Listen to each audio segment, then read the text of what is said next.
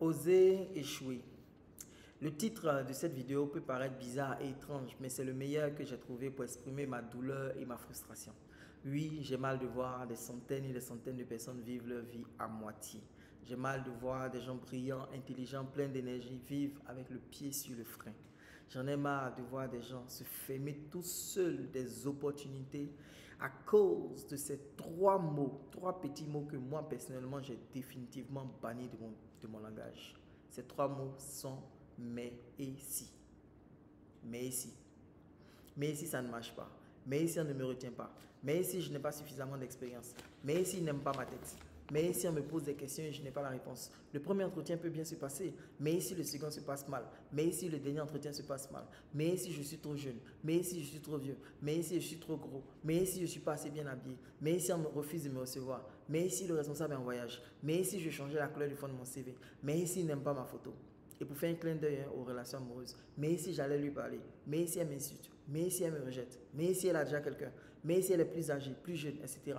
Ou encore dans le cadre de la création d'entreprise, mais si on me vole mon idée, mais si ça ne marche pas, mais si le marché n'a jamais brûlé, mais si quelqu'un d'autre fait la même chose, mais si on ne me retient pas l'appel d'offres, etc., etc., etc. Ces trois mots, mesdames et messieurs, vous ont pourri la vie et continueront de vous pourrir la vie tant que vous ne les chasserez pas de votre vie. Beaucoup de personnes sont surprudentes et n'arrivent à imaginer que les scénarios les plus catastrophiques. Dès que tu leur parles de quelque chose, ces personnes sont incapables de croire, de voir l'idée. Elles ne peuvent que penser aux choses négatives.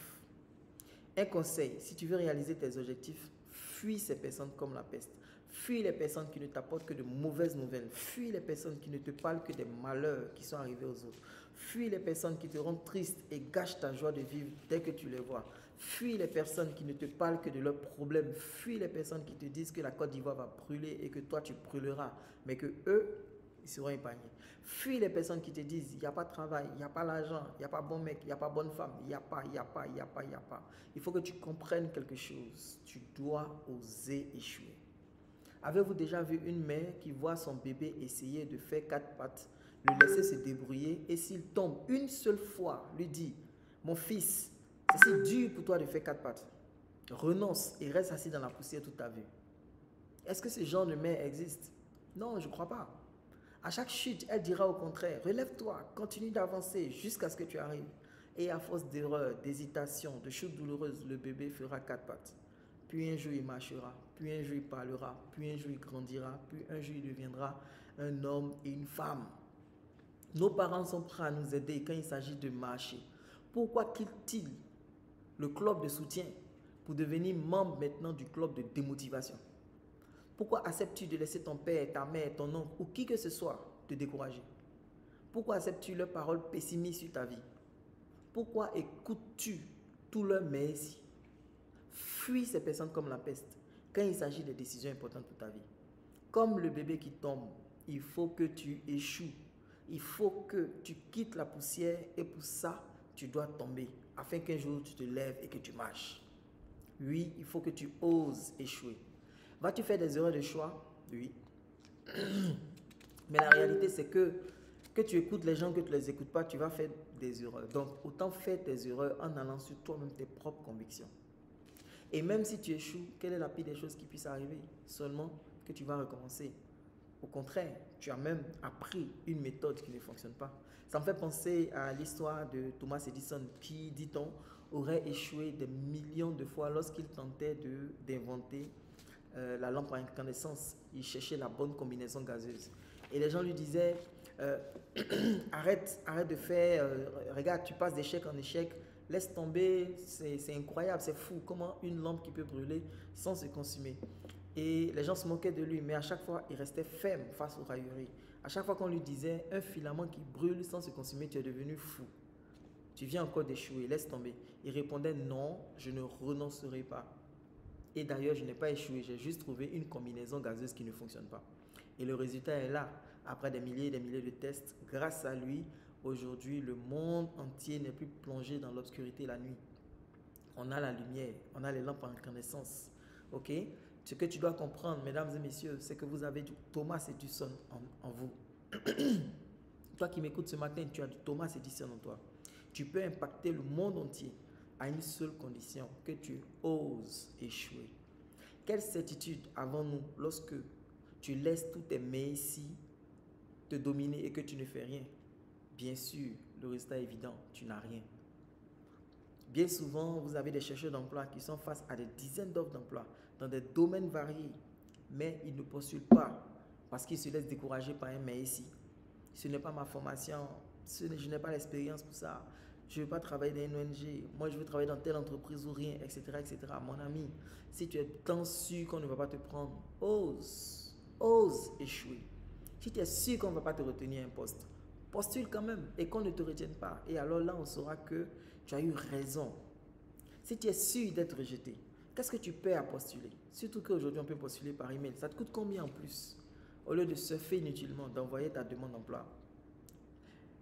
Brian Tracy, un grand auteur américain, a découvert que tout succès éclatant est précédé par un certain nombre d'échecs. Je répète, tout succès éclatant est précédé par un certain nombre d'échecs.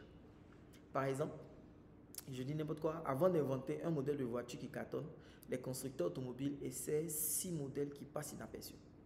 Par exemple, avant d'avoir un tube mondial, Michael Jackson a chanté des dizaines de chansons qui sont passées inaperçues.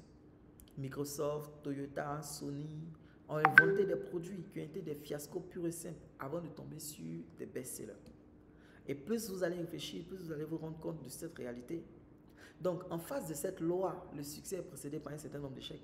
La solution adoptée est de faire ces erreurs le plus rapidement possible. Si tu sais que sur 7 produits que tu vends, le 7e deviendra un best-seller qui va te rapporter des millions, qu'est-ce que tu vas faire? Normalement, plus vite tu vas inventer les 6 premiers produits qui ne marcheront pas, plus vite tu tomberas sur le 7e qui va te rendre riche et célèbre. Parce que ce que les gens veulent que tu ignores, c'est qu'à chaque erreur, tu deviens meilleur. Retiens ça, à chaque erreur, tu deviens meilleur. Ton CV, ton premier CV sera critiqué et il sera peut-être pas bon, mais tu vas le rendre meilleur. Ton premier entretien d'embauche sera peut-être lamentable, mais le deuxième sera meilleur que le premier. Le troisième encore meilleur, le quatrième encore meilleur. Ok? Et peut-être que le 5e, c'est celui où tu vas faire l'unanimité du jury et tu vas décrocher un poste avec beaucoup d'avantages. Ok? La réalité est la suivante. Qui donc a su écrire et former les lettres parfaitement la toute première fois? Personne. Certainement que la première fois, les lettres étaient difformes, mélangées, etc. Mais c'est à force d'essais, à force d'essais, à force d'essayer, à force d'essayer et d'échouer, essayer, échouer, que finalement, tu y es arrivé. Donc, pourquoi aujourd'hui acceptes-tu de te décourager après le premier échec? Pourquoi? D'où vient cette logique selon laquelle on n'a pas le droit de réussir si on a fait un échec? Pourquoi? Pourquoi renonces-tu à la moindre difficulté? Pourquoi es-tu devenu cette poulette mouillée? Pourquoi es-tu devenu cette machine à plainte? C'est la faute à Gbagbo, c'est la faute à Ado, c'est la faute aux Blancs, c'est la faute aux Noirs, c'est la faute aux Rouges, c'est la faute au climat, c'est la faute à l'économie, c'est la faute à... Pendant combien de temps encore vas-tu continuer à rejeter la faute sur les gens? Au lieu de prendre la responsabilité d'oser échouer. Le jour où tu vas prendre cette décision d'oser échouer, tu prendras aussi inconsciemment la décision d'oser réussir. Parce que ce que tu ne savais pas, cher ami, c'est qu'en ayant peur d'échouer, tu as en même temps peur de réussir. Parce que bien souvent, les plus grandes opportunités sont dissimulées derrière de grosses difficultés. Les plus grandes opportunités sont dissimulées derrière de grosses difficultés. Par exemple, le délestage. C'est une grosse difficulté pour les entreprises qui consomment beaucoup d'électricité. Mais le délestage a été une opportunité incroyable pour toutes les personnes qui vendaient des groupes électrogènes. Elles ont réalisé un chiffre d'affaires incroyable. Donc, pendant que toi, tu étais en train d'accuser la compagnie qui vend l'électricité, pendant que tu accusais le gouvernement, pendant que tu accusais le climat, pendant que tu accusais le bon Dieu, d'autres ont perçu l'opportunité et ont gagné des centaines de millions. Ce que tu dois comprendre, cher ami, c'est que le succès est gravé au dos de l'échec. Le succès est gravé au dos de l'échec.